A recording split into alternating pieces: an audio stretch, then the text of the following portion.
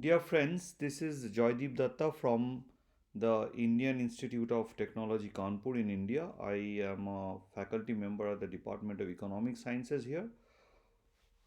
Um, Here I feel very honored to get a chance to speak a few words about Alex Rubinov, a giant in optimization.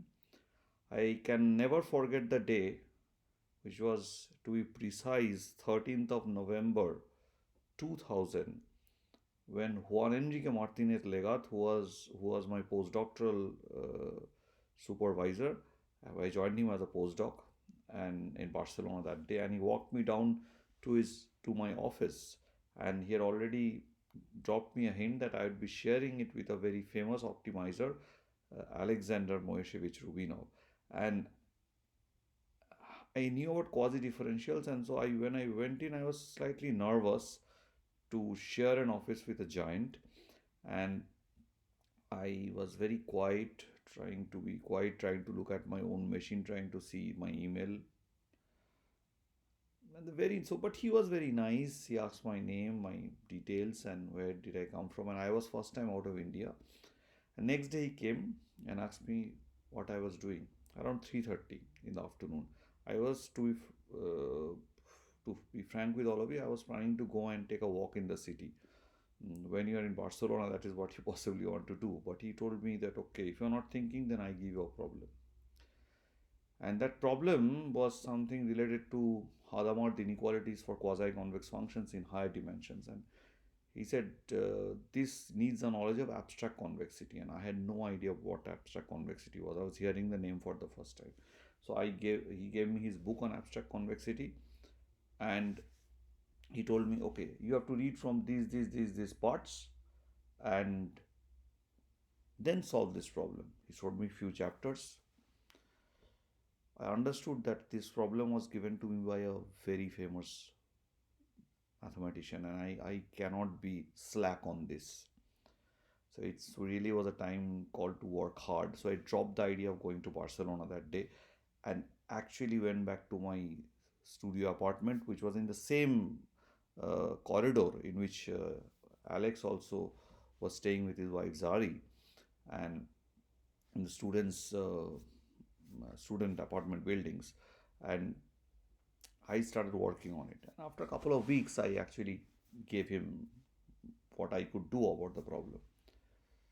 So actually, I gave him the tech file and and a print copy, and he told me, "Okay, I'll need 2 hours to see this whole thing. You just go away from here now. Come after 2 hours." So I go to what is called the Sala de Ordenadores, which is a computer room, and I was trying to see my email, trying to see some websites, trying to see some other things. Being slightly nervous, possibly my either my career would be made or it would be gone. Uh, so I met Zari and told him about my nervousness. He said, "Don't worry, keep your fingers crossed, but I hope things would work out." And I go after 2 hours, and Alex smiled at me and said, "Okay, we write a paper."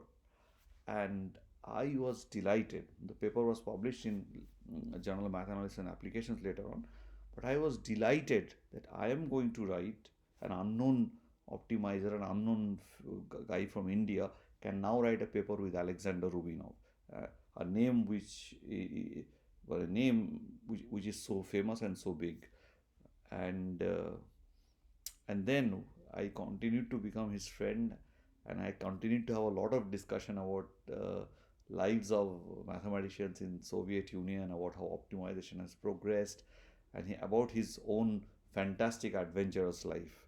And often he and Zad used to invite me to their apartment to eat and to have dinner with them, and spend a wonderful time till April 2001, after which he went away. And then, of course, I met him again in 2004 when he invited me to the ICOTA conference in Ballarat.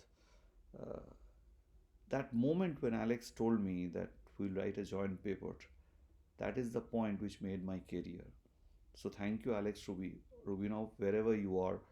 You had been such a great influence in my life, along with Juan Enrique and several other mathematicians in uh, Europe. For example, our friend Michel Thera. And I also want to say that Alex was not just a great mathematician, he had very unusual insights about optimization. He was a fantastic person, very beautiful human being, very rare. Uh, to have a young unknown student from India, he had he could have just completely ignored me, but he didn't. And later on, in one of his interviews I read, he was mentioning several of the authors with whom his co-authors with whom he had enjoyed working, and among the young co-authors he had mentioned my name, and that was such a big honor. And he said that young co-authors are like PhD students, and I'm sure that he thought of me as a PhD student, and it is such an honor to be told that he thought of me as his PhD student. And uh, I can say with great pride that I went on to co-author 6 papers with Alex Rubinov, and been mentioned by mentioned by Alex that I was one of the co-authors among his young co-authors with whom he had worked and enjoyed. I find that a very big honor for me. So with this, I would like to wind up, and I thank once again for giving me this chance to speak about Alex Rubinov, and I hope all the best for his family, to Zari and to his son and uh, his sons. I remember how they used to be talking about their sons. Uh, a very nice person, a very nice person, and I would never ever forget him. Alex, you are just so wonderful. You had been so wonderful. Thank you.